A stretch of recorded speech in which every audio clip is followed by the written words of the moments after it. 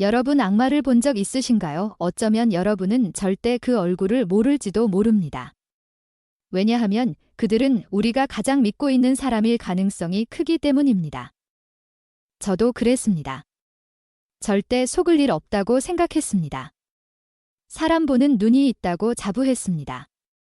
하지만 어느 날 깨닫고 말았습니다.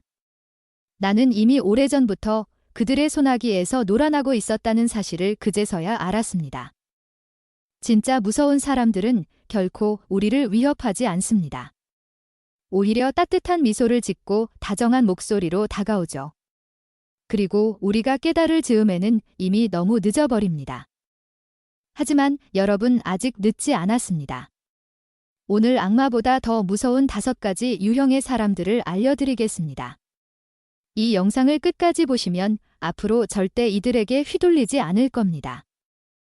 오늘 주제가 마음에 드신다면 구독과 좋아요 눌러주세요. 여러분의 마음을 안아주는 좋은 컨텐츠로 보답하겠습니다.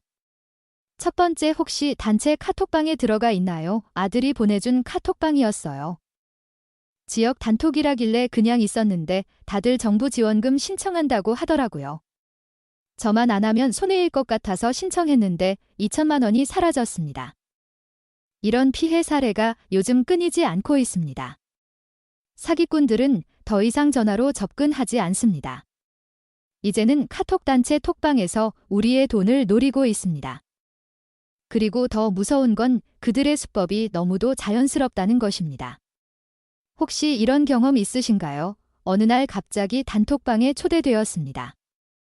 처음엔 별다른 의심 없이 들어가 보니 다들 활발하게 대화를 나누고 있었습니다. 건강정보, 지역 소식, 생활 꿀팁 같은 이야기들이 오갑니다. 그래서 이건 안전한 곳이구나 하고 안심하게 됩니다. 그런데 며칠 지나자 슬슬 분위기가 바뀝니다.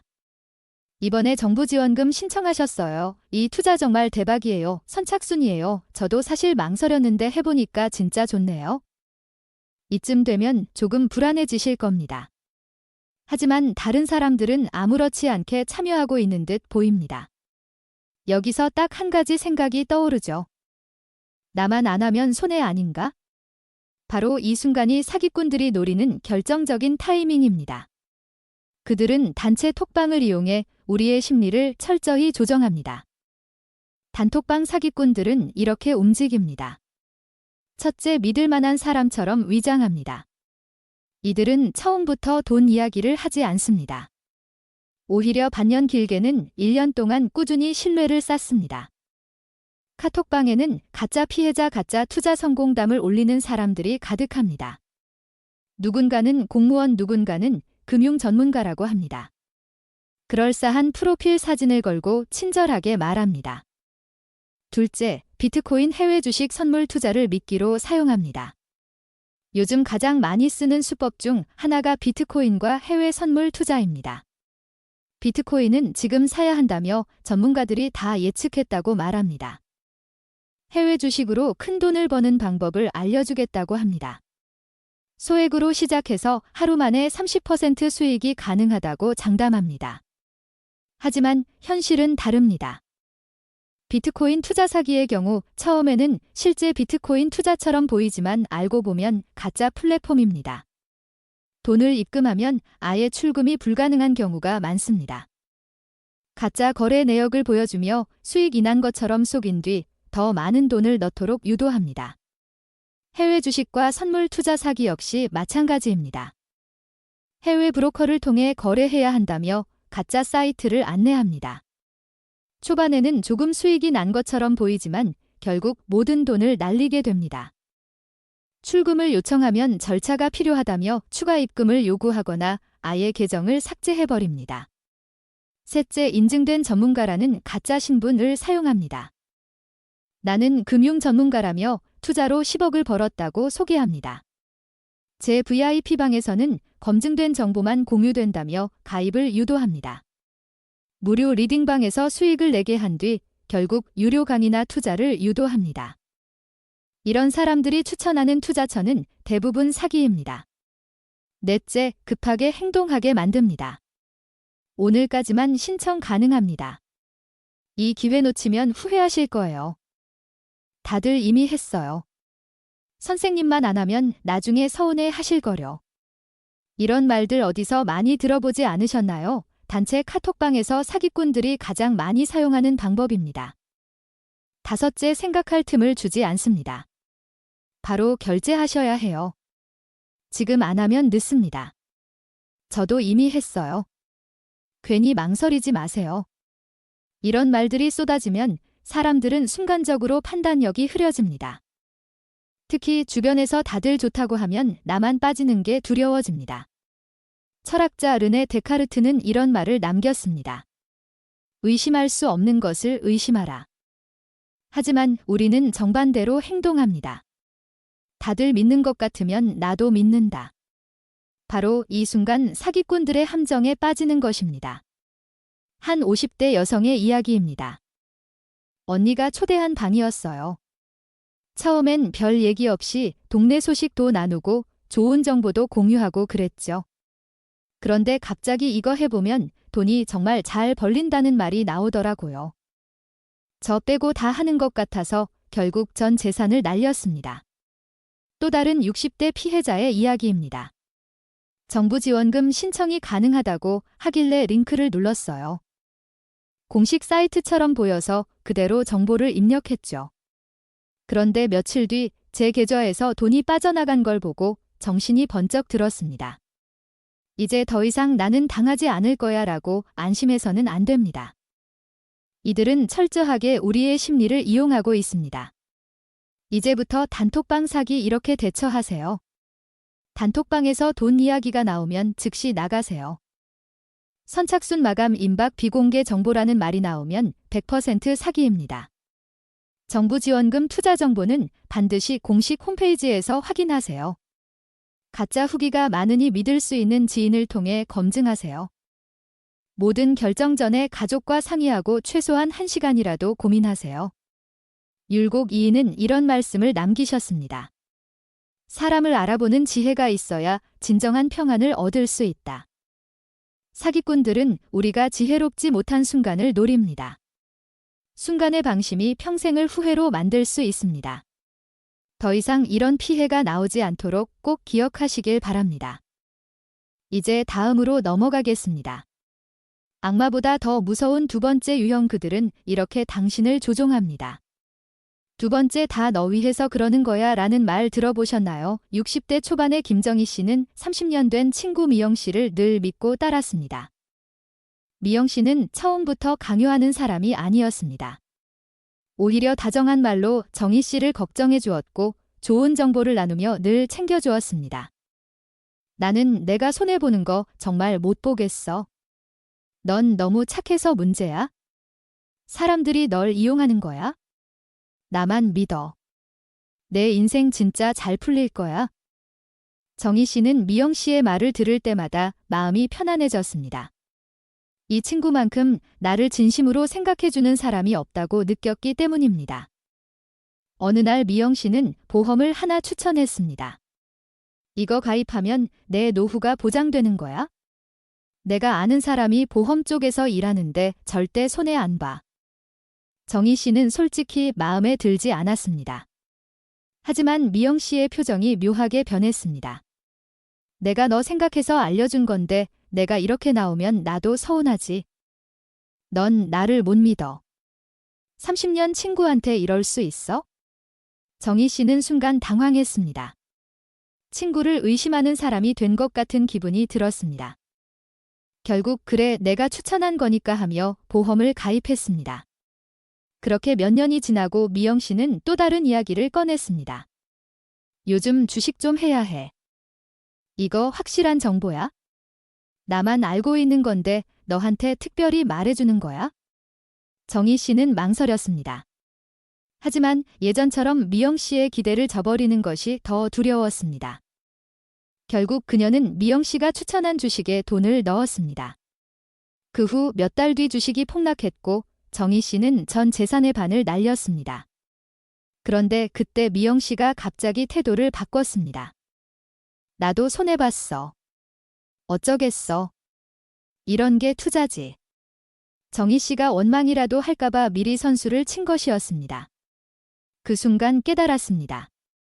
나는 친구를 믿어서 돈을 쓴 게 아니라 친구의 뜻을 거스를 용기가 없어서 돈을 날린 것이었다는 거려. 혹시 여러분도 이런 경험 있으신가요? 중요한 결정을 할 때마다 누군가의 눈치를 본다. 상대방이 원하는 대로 하지 않으면 죄책감이 든다. 분명 내 생각과 다르지만 결국 상대가 원하는 대로 따라가게 된다. 이런 패턴이 반복된다면 당신은 지금 누군가에게 조종당하고 있는 것입니다. 이들은 겉으로는 조언하는 척 배려하는 척하지만 사실은 당신의 선택을 빼앗고 당신을 지배하려는 사람들입니다.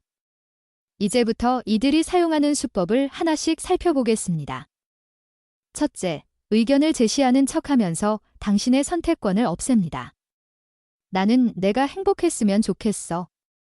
그러니까 이게 맞아. 넌 결정만 하면 돼. 근데 솔직히 이렇게 하는 게 가장 좋은 방법 아니야? 이 말에 걸려들면 우리는 결국 그 사람이 원하는 대로 따라가게 됩니다.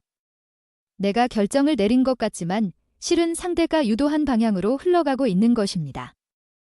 둘째, 반대하면 죄책감을 심어줍니다. 난 너 생각해서 말하는 건데 넌 왜 그렇게 부정적으로 봐? 너 때문에 나까지 힘들어. 내가 너 안 챙기면 누가 챙기겠어? 이런 말을 듣다 보면 내가 이 사람을 실망시키면 안 될 것 같은 기분이 듭니다. 결국 그래, 그냥 이 사람이 원하는 대로 하는 게 낫겠지 하고 순응하게 됩니다. 셋째, 이용할 수 있을 때까지 친절을 베풉니다. 처음에는 도움이 되는 사람처럼 보입니다. 조언을 해주고 도와주고 고민도 들어줍니다. 하지만 어느 순간부터 그 친절이 의무처럼 느껴지기 시작합니다. 그동안 내가 해준 게 얼만데 너 이럴 수 있어? 나였으면 너한테 이런 식으로 안 했을 거야. 이제부터는 그 사람을 실망시키지 않기 위해 그의 기대를 저버리지 않기 위해 스스로 그 틀 안에 갇혀버립니다. 그렇다면 이들로부터 조종당하지 않기 위해 반드시 알아야 할 방법은 무엇일까요? 내가 이 결정을 진심으로 원해서 하는 것인지 스스로에게 질문해야 합니다. 상대방이 원하는 방향이 아니라 내가 정말 원하는 선택인지 점검해야 합니다. 만약 마음 한구석에서 불편함이 느껴진다면 그건 내 결정이 아닐 가능성이 큽니다. 거절한다고 죄책감을 가질 필요가 없습니다. 어떤 부탁을 거절할 때 미안하지만 이번에는 힘들 것 같아라고 말할 수 있어야 합니다. 조종하는 사람들은 나를 위해서 이 정도는 해줄 수 있는 거 아니야? 라고 반응할 수 있습니다. 하지만 한번 양보하면 계속해서 그 기대가 이어질 것입니다. 상대방의 말에 휘둘리지 않고 단호하게 대응해야 합니다. 만약 누군가 이건 너를 위한 거야 라고 말한다면 고마워하지만 내가 결정할게 라고 답하는 습관을 들여야 합니다. 그렇게 생각하시는군요. 같은 중립적인 표현을 사용하면 효과적입니다. 조종하는 사람들은 자신의 의견을 강요하면서 상대를 압박합니다. 이때 정면으로 반박하면 더 큰 갈등을 초래할 수 있기 때문에 가볍게 넘기는 것이 좋습니다. 도움을 받았다고 계속 의무감을 가질 필요는 없습니다. 조종하는 사람들은 내가 그때 너 도와줬잖아 라는 식으로 상대를 붙잡아둡니다. 하지만 도움을 받았다고 해서 평생 빚진 듯이 살아야 하는 것은 아닙니다. 그때 정말 고마웠어. 하지만 이번 결정은 내가 알아서 할게라고 말하며 의무감을 떨쳐내야 합니다. 조선의 철학자 정약용은 이런 말을 남겼습니다. 사람이 사람을 조종하는 것은 비 오는 날 젖은 옷과 같다. 처음에는 무겁지 않지만 결국 몸을 가라앉힌다. 처음에는 작은 부탁이었지만 어느 순간 내 삶이 상대의 소나기에 들어가 있다면 그 관계는 다시 생각해봐야 합니다. 누구에게도 조종당할 이유는 없습니다. 스스로 내리는 선택이 가장 자유로운 선택입니다. 이제 다음으로 넘어가겠습니다. 악마보다 더 무서운 세 번째 유형. 당신을 천천히 갉아먹습니다. 세 번째. 내가 오늘 지갑을 안 가져왔는데 라는 말 들어보셨나요? 형님, 제가 오늘 지갑을 안 가져왔네요. 이따 이체해 드릴 테니까 먼저 결제 좀 해주실 수 있을까요? 이창훈 씨는 직장 동료 박진수 씨와 5년 넘게 함께 일했습니다. 점심도 같이 먹고 가끔은 퇴근 후 술 한잔도 했습니다. 특별히 친한 사이는 아니었지만 그래도 직장에서 서로 챙겨주는 정도의 관계였습니다. 그날도 평소처럼 점심을 먹었는데 박진수 씨가 말했습니다. 형님, 제가 오늘 지갑을 깜빡했네요. 먼저 결제 좀 해주시면 이따 바로 이체해 드릴게요. 크게 고민할 것도 없었습니다. 점심값 9,000원. 대단한 돈도 아니었고 진짜 깜빡했을 수도 있겠다 싶었습니다. 그래요, 뭐 이따 보내세요. 그런데 저녁이 되어도 아무 연락이 없었습니다. 바쁜가 싶어 그냥 넘겼습니다. 내일이면 주겠지 생각했습니다. 그렇게 며칠이 지났습니다. 그런데 박진수 씨는 그날 이후로도 아무 말이 없었습니다. 애초에 큰돈도 아니었고 돈 달라는 말을 꺼내는 것도 민망해서 그냥 넘어갔습니다. 하지만 이상한 건 이런 일이 한 번이 아니었다는 것이었습니다. 형님, 삼각대 좀 빌려주실 수 있을까요? 주말에 가족 사진 좀 찍으려는데 그렇게 삼각대를 빌려줬습니다. 일주일이 지나도 2주일이 지나도 아무런 연락이 없었습니다. 형님, 다음 주까지 쓰고 돌려드릴게요. 아, 깜빡했네요. 다음번에 가져올게요. 어제 챙겨왔는데 오늘 놓고 나왔어요. 이 핑계 저 핑계. 어느 순간부터 내 물건이 저 사람 물건이 되어 있었습니다. 처음엔 단순한 호의였습니다. 밥 한 끼 먼저 계산해 준 것 뿐이었습니다. 삼각대 한 번 빌려준 것 뿐이었습니다. 그런데 그게 쌓이고 보니 눈덩이처럼 불어나 있었습니다. 신기한 건 이런 사람들은 절대 먼저 미안하다고 하지 않는다는 것입니다. 아이고, 정신이 없어서 그랬네요. 형님도 가끔 깜빡하실 때 있잖아요. 뭐 이런 걸 가지고 그래요?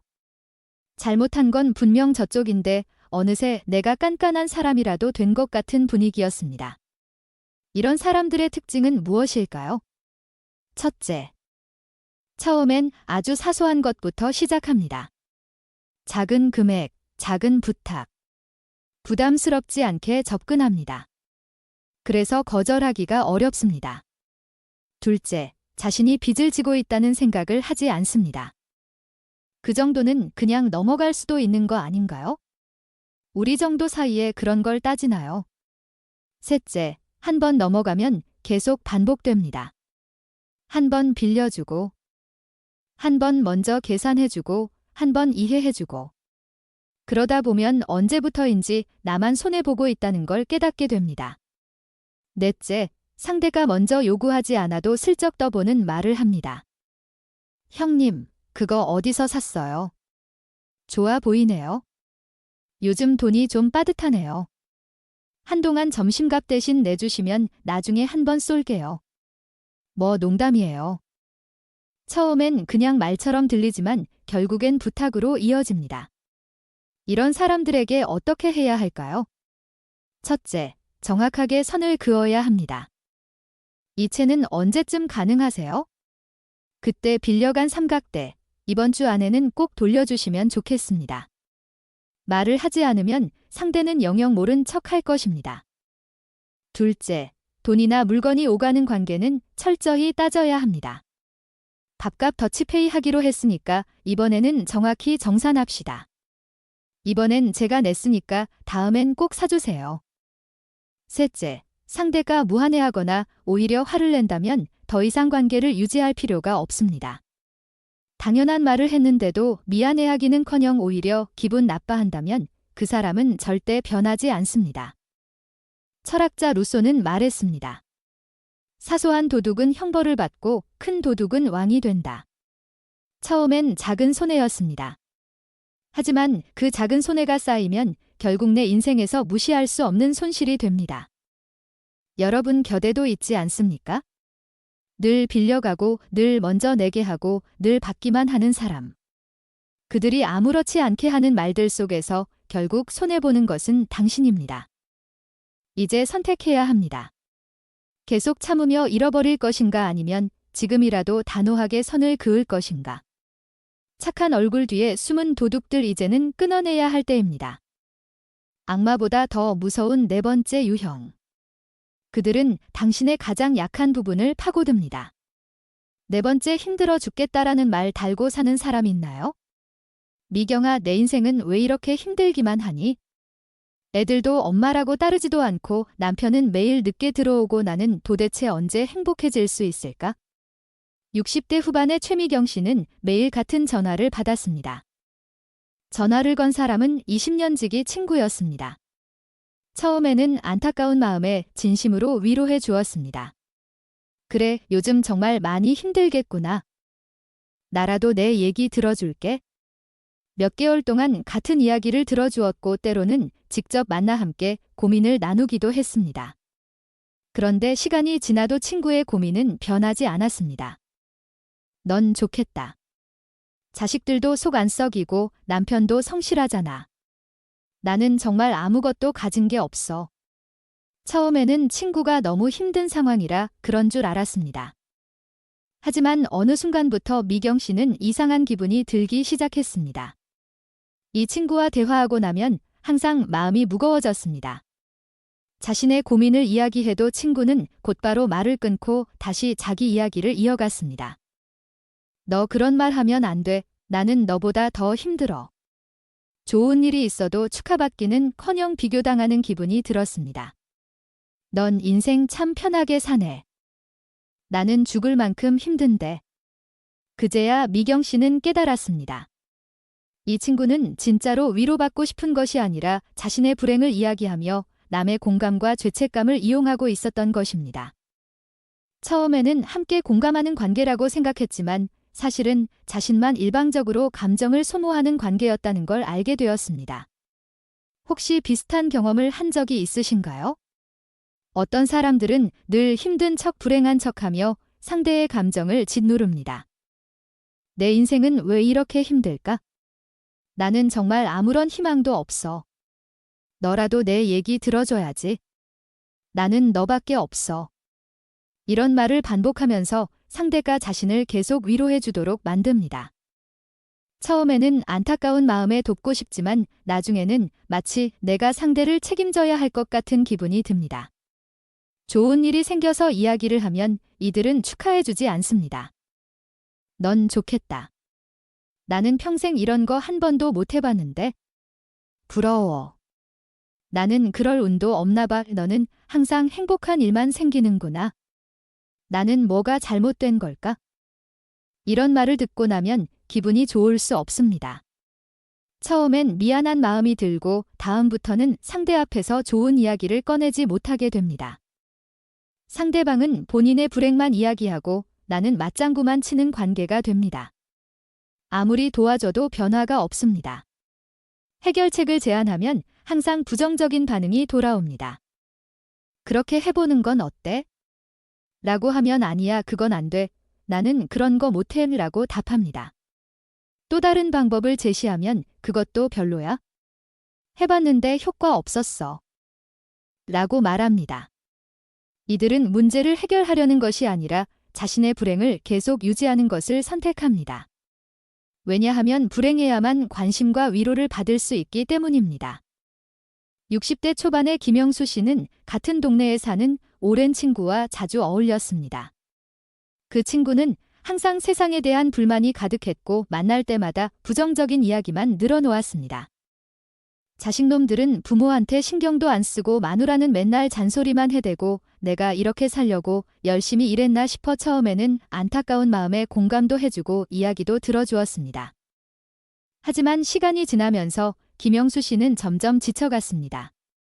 친구는 언제나 같은 하소연을 반복하면서도 정작 자신이 변하려는 노력은 하지 않았습니다. 형, 이렇게 해보는 건 어때? 라고 해결책을 제안해도 아휴, 그게 되겠냐? 라며 고개를 저었습니다.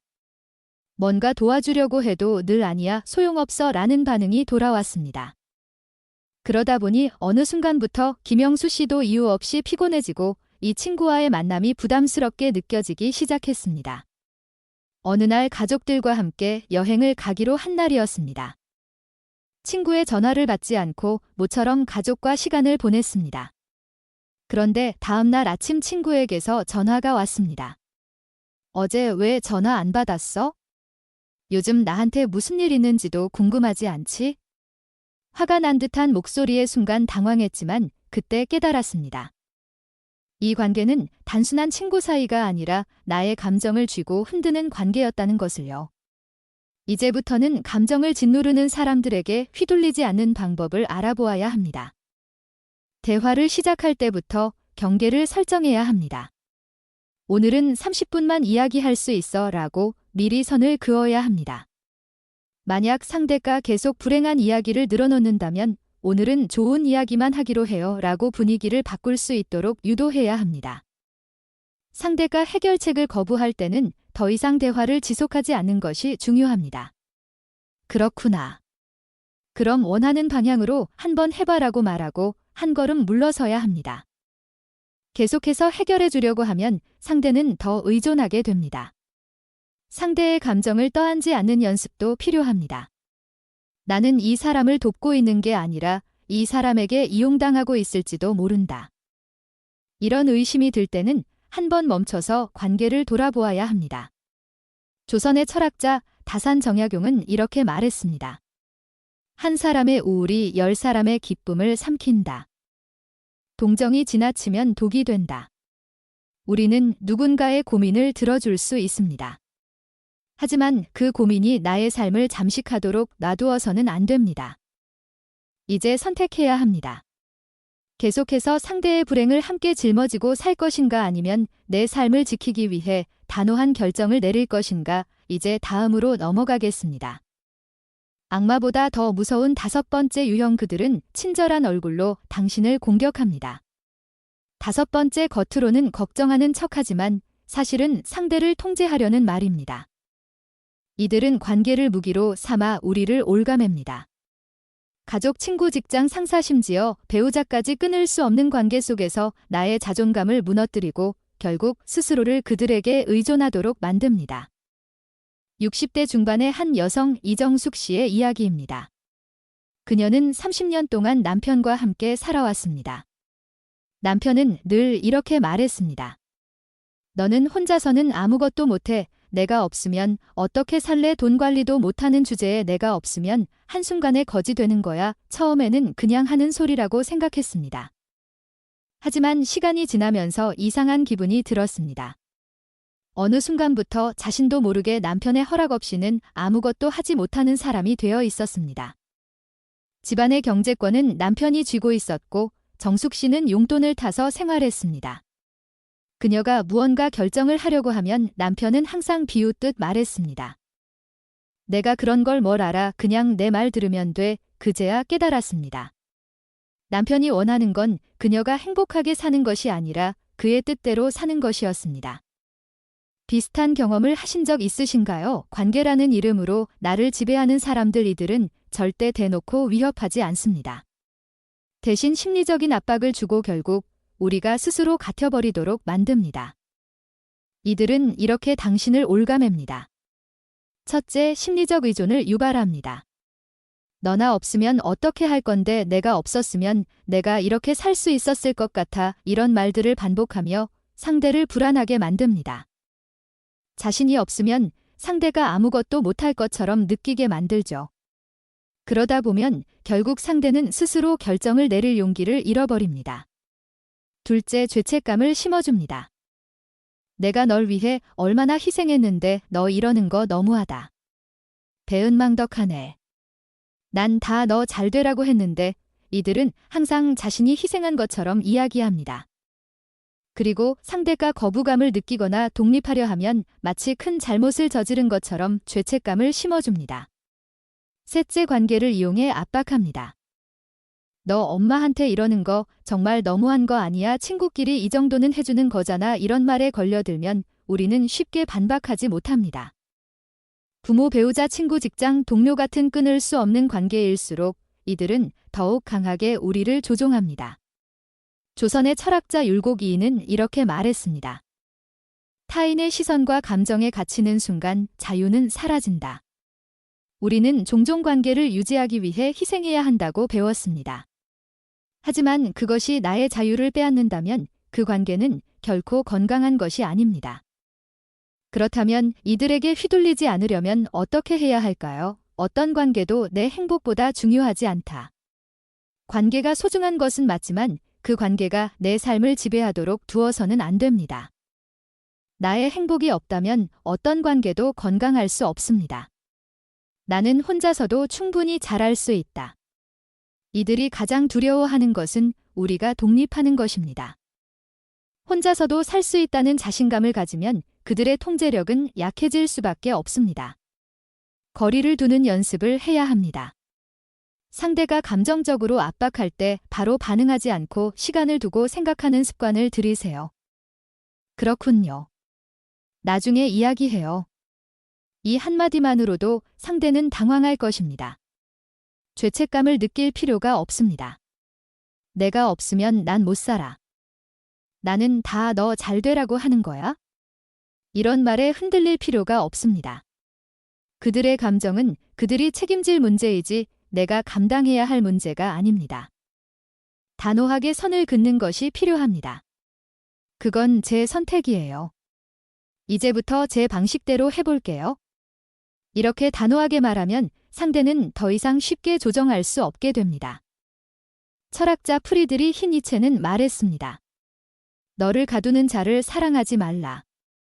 관계는 소중합니다. 하지만 어떤 관계도 우리의 자유를 빼앗을 수는 없습니다. 이제 선택해야 합니다. 계속해서 상대의 지배 아래 살 것인가 아니면 내 삶을 지키기 위해 단호한 결정을 내릴 것인가. 착한 얼굴 뒤에 숨은 도둑들, 이제는 끊어내야 할 때입니다. 오늘 우리는 악마보다 더 무서운 5가지 유형에 대해 이야기했습니다. 첫째, 단체 카톡방에서 접근하는 사기꾼들. 아무렇지 않게 친근한 대화를 나누며 신뢰를 쌓고 결정적인 순간에 돈을 노립니다. 둘째, 다 너 위해서야라며 조정하는 사람들. 배려하는 척, 걱정하는 척 하면서도 결국 당신의 선택권을 빼앗습니다. 셋째, 작은 것부터 빌려가고 계산 미루고 당연하게 받기만 하는 사람들. 처음엔 별것 아닌 듯 넘어가지만 쌓이고 보면 엄청난 손실입니다. 넷째, 내가 힘들다를 무기 삼아 감정을 짓누르는 사람들. 불행을 핑계 삼아 당신의 공감과 희생을 당연시합니다. 다섯째, 나니까 널 챙겨주는 거야라며 통제하는 사람들. 관계를 빌미로 죄책감을 심어 당신을 스스로 올가매게 만듭니다. 하지만 명심하세요. 사기치려고 작정한 사람을 이기기는 어렵습니다. 그들은 철저히 계획적이고 상대의 심리를 흔드는데 능숙합니다. 만약 이런 사람들에게 휘둘려 상처받은 적이 있다면 그건 절대 당신 탓이 아닙니다. 속상해할 필요도 스스로를 탓할 이유도 없습니다. 중요한 건 이제라도 이들의 패턴을 알아차리고 단호하게 선을 긋는 것입니다.